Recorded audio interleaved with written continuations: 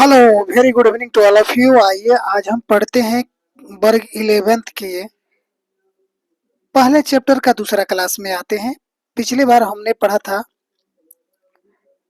मात्रक के बारे में पढ़ लिया था, राशियां पढ़ लिया था, मूल मात्रक कितने होते हैं, ठीक ना। उसके बाद में हमने व्युत्पन्न राशि भी पढ़ लिया था। इसके बाद में हमने आधारी राशि को भी पढ़ लिया था। उनके बारे में मात्रक के बारे में पढ़ लिया था, आधारिक मात्रक, पूरक मात्रक और व्युत्पन्न मन मात्रक, ये सारी चीजें पढ़ लिया था। आइए आज दूसरे क्लास में हम पढ़ते हैं सूक्ष्म एवं बृहद दूरियों का मापन, measurement of very small and large distance. आइए सूक्ष्म दूरियों का मापन, अत्यंत छोटी दूरियां जैसे परमाणुओं का आकार मापने के लिए विशेष तकनीक का उपयोग किया जाता है। इन मापों के लिए बर्नियर कैलिपर्स या पेंची माप का उपयोग नहीं किया जा सकता है। इलेक्ट्रॉन सूक्ष्मदर्शी सुरंगन सूक्ष्मदर्शी के अतिरिक्त छोटी दूरियां मापने की अप्रत्यक्ष विधि निम्न है। कौन कौन से है जी? आणविक व्यास का निर्धारण करना, दूसरा परमाणु के आकार के मापन का अवोगाड्रो विधि, परमाणु की त्रिज्या r बराबर Vm बटा 2 पाई न्यूटन मीटर के पावर 1/3, जहां m पदार्थ का द्रव्यमान है, स्मॉल m पदार्थ का द्रव्यमान है, कैपिटल M पदार्थ का परमाणु भार है, v पदार्थ द्वारा घेरे गए आयतन है, n एवोगाड्रो संख्या, एक एवोगाड्रो संख्या बराबर क्या होता है 6.02 गुना 6.023 गुना 10 के पावर 23 परमाणु।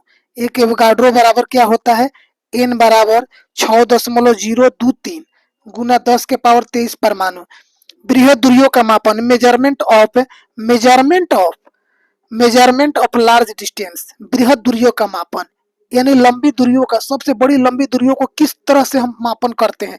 बड़ी दूरियों का मापने की विधि जैसे चंद्रमा से पृथ्वी की दूरी, तारे से पृथ्वी की दूरी, सूर्य से पृथ्वी की दूरी, इन चीजों को बृहद दूरी के कहा जाता है। आइए ये निम्न प्रकार हो सकता है। लंबन विधि यानी पार्लक्स मेथड, दूरस्थ ग्रहों तथा तारों की दूरी मापने का यह उपयुक्त विधि है। लंबन विधि द्वारा दूरस्थ ग्रहों तथा तारों की मापन की यह उपयुक्त विधि है। आइए चलिए यहाँ पर देखा जाए, यहाँ पर P एक ग्रह है जिसकी दूरी पृथ्वी से ज्ञात करना है। कहाँ से ज्ञात करना है? P एक ग्रह है जिसकी दूरी पृथ्वी से ज्ञात करनी है। इसके लिए पृथ्वी पर दो विभिन्न स्थितियां A और B नीचे में दर्शाया गया है। यहाँ पर A और B दर्शाया गया है। एक ही समय पर देखते हैं ए बी बराबर कहता है ए और बी बराबर क्या है जी बी। ग्रह की प्रक्षेपण दिशाएं पी बी, पी और बी, पी और बी, पी बी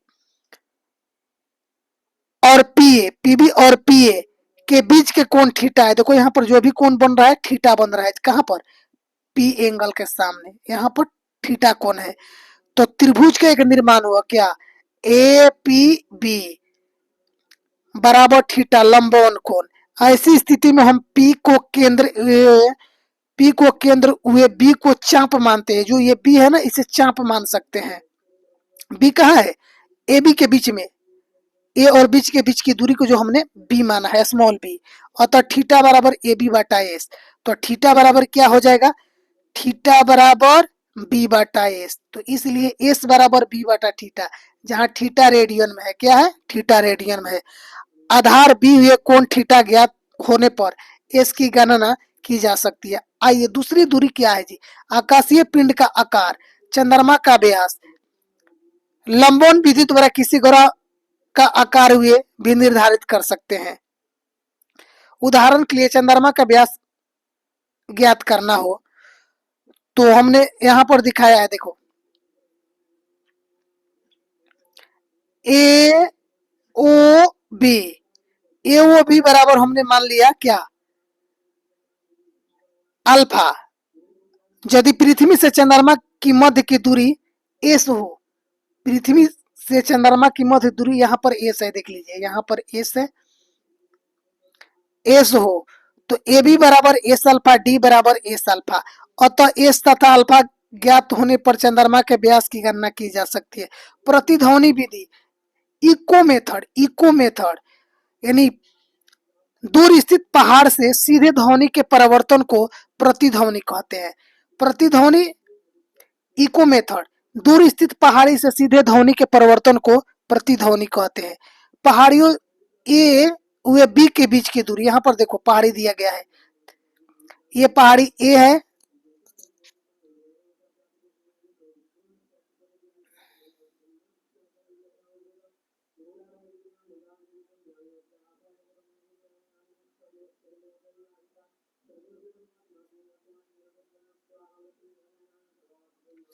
यहाँ पर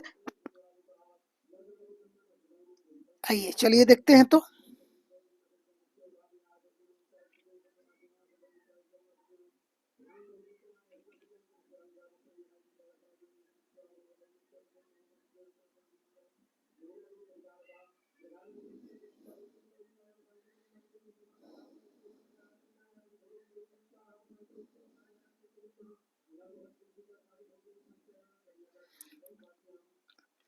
आइए पहाड़ी ए और बी है, क्या है यहाँ पर, ये पहाड़ी ए बी है,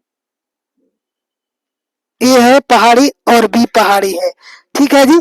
और इनके बीच की दूरी क्या है, एस है। पहाड़ी ए और बीच बी के बीच की दूरी क्या है, एस है, एस है। और टी समय अंतराल में ध्वनि चाल भी हो तो ध्वनि एस दूरी एक पहाड़ी से दूरी पहाड़ी, ध्वनि एस दूरी एक पहाड़ी से दूसरी पहाड़ी यानी ए से बी पहाड़ी तक जाना है तो फिर परिवर्तित हो पुनः वापस आती है, तब कुल दूरी, एक बार एस था तो दो बार क्या होगा 2s, तो 2s बराबर क्या हो जाएगा v इंटू टी। तो s बराबर क्या हो जाएगा vt/2 हो जाएगा। चलिए, बर्नियर कैलिपर्स तथा स्क्रू गेज मापन यंत्रों का अल्पमांक होता है।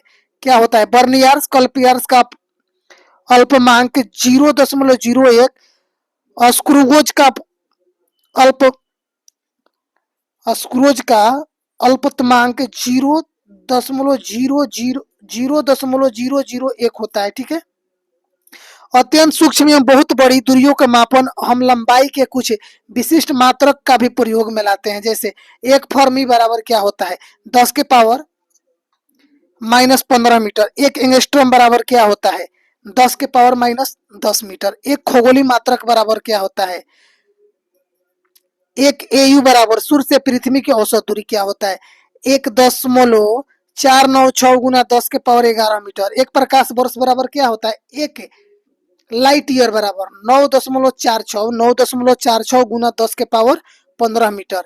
आइए, द्रव्यमान का मापन, मेजरमेंट ऑफ द मास, द्रव्यमान का एसआई मात्रक किलोग्राम होता है। द्रव्यमान का एसआई मात्रक क्या होता है, किलोग्राम होता है। परंतु परमाणुओं और अणुओं के द्रव्यमानों के संबंध में किलोग्राम एक सुविधाजनक है। अणुओं के द्रव्यमानों के संबंध में किलोग्राम एक सुविधाजनक है, मात्रक नहीं है। इसके लिए एकीकृत परमाणु संहिता मात्रक का प्रयोग करते हैं। एक एमयू बराबर एक इलेक्ट्रॉन सहित कार्बन समस्थानिक, यानी सी, कार्बन का परमाणु संख्या कितना हुआ 6 है, जबकि परमाणु द्रव्यमान 12 है, कि एक परमाणु का द्रव्यमान का 1/12वां भाग क्या होगा जी 1.66 × 10⁻⁻27 kg। समय का मापन, तो समय मापन हेतु समय का परमाणुीय मात्रक प्रयोग करते हैं जो सीजियस पर परमाणु में उत्पन्न आवर्त कंपनों पर आधारित है। राष्ट्रीय मानक रूप में प्रयुक्त सीजियम घड़ी, जिसे परमाणु घड़ी भी कहते हैं, का आधार माना गया है। ठीक है, मिलते हैं अगले वीडियो में। Thank you so much.